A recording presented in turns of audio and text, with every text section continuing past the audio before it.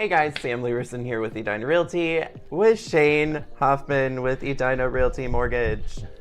I got it right this time. Anywho, today we wanted to talk about multiple offers again, because why not? We're all seeing it. Yep.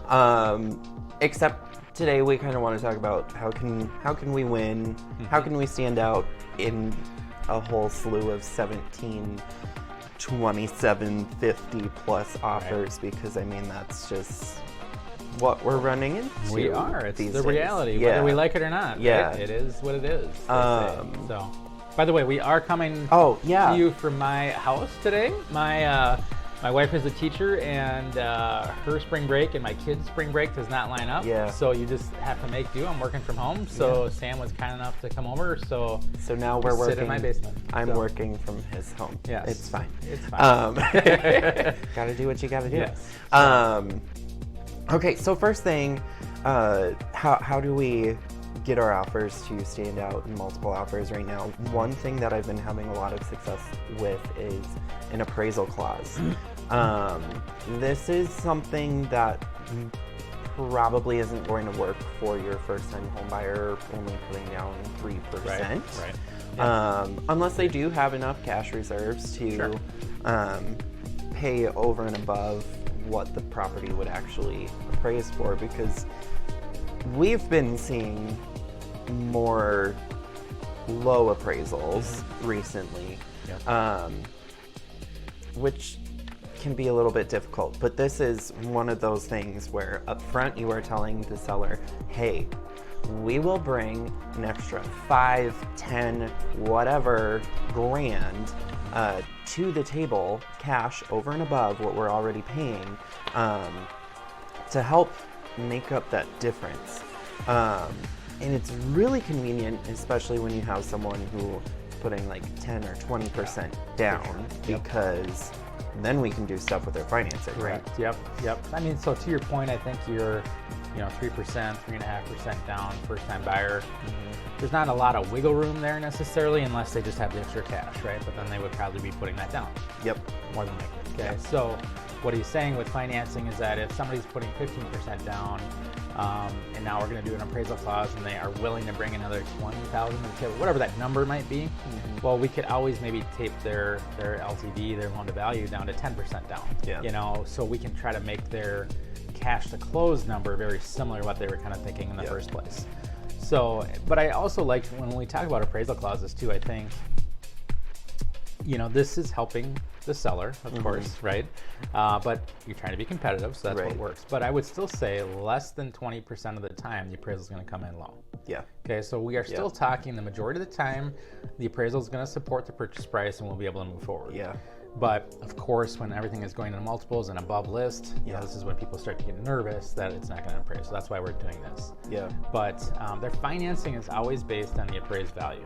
So that's kind of always the important thing to point out, is that we have to start from that appraisal value, and then their loan to value is based on that. So if they still want to pay the price that's above that appraisal price, they just have to make it up with cash. Yeah. And especially as a seller, like speaking from the selling side of things, offers that are coming in 30 plus grand over are super awesome, but we have to be realistic and set realistic expectations. It could appraise for that.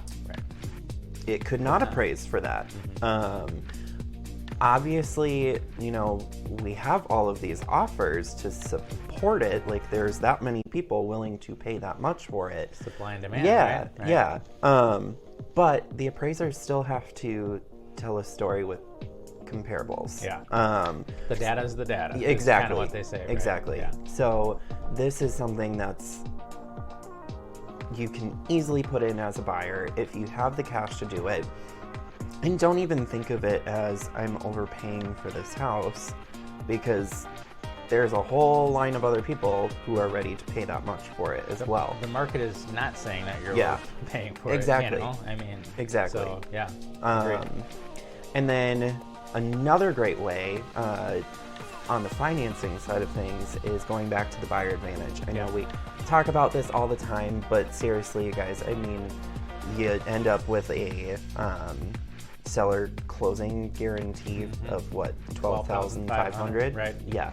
Well, No-brainer. there's a reason advantage is in the title of it, Yeah. right? So that is putting you at an advantage, right? So I just had a situation this weekend, and we like to use kind of real life examples just because it makes a little bit more sense for people. Yeah. But we were putting an offer in this weekend on a property, and one of the big things for the seller was they really wanted a quick closing date.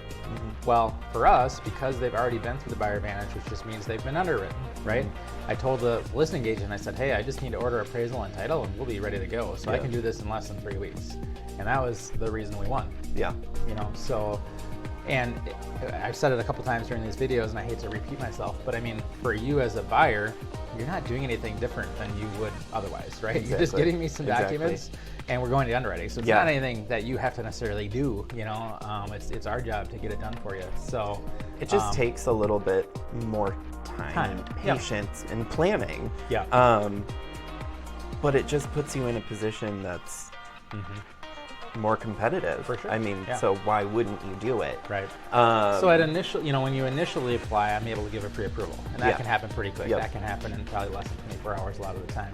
This might take 2 weeks before we can be fully underwritten and all the way through, and now you've got a commitment letter and we've got the seller guarantee.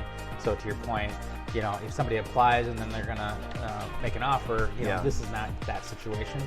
But if you know you're gonna be looking. So then, if someone was in the process of doing the buyer advantage, but they found a property that came on, would they still be able to write an offer then? For sure. Yeah. It's just I'm giving the pre-approval instead of this commitment letter or whatever. But yeah, so it doesn't stop anything from happening. That's a good point. Exactly. So, I mean, it's something that we can just have Shane working on as we're still out there in the trenches making offers.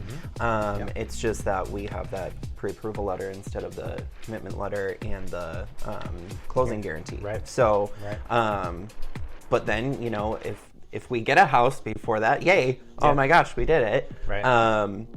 But if not, I mean, then we just have that next tool to put in our tool belt. Yeah. And even when that happens, the nice thing is, when you guys think about your perspective, is you've already given me everything we're into underwriting. Basically, it's just kind of like a disclosure thing on our end to say, hey, here's the property address, we're moving forward, here's the purchase agreement.